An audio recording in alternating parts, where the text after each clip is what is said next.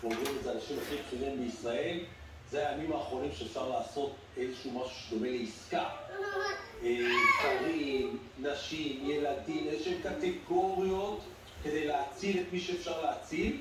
כי ברגע שתתחיל המתקפה הקרקעית של ישראל, ברור לכולם, אי אפשר עסקאות, אי אפשר יהיה לחוס על חייהם של מי שאנחנו לא נדע איפה הם, אז המתקפה תעשה ויכולים לקרות בהרבה מאוד דברים, ברור לנו לאן ילך חמאס עם זה, דיברנו על זה קצת מקודם, את הסרטון של אתמול כולנו מכירים, ההודעות של חמאס שכל הזמן מודיע על...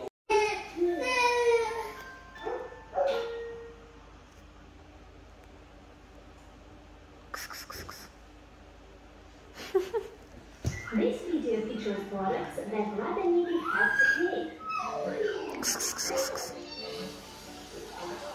Боня! Боня!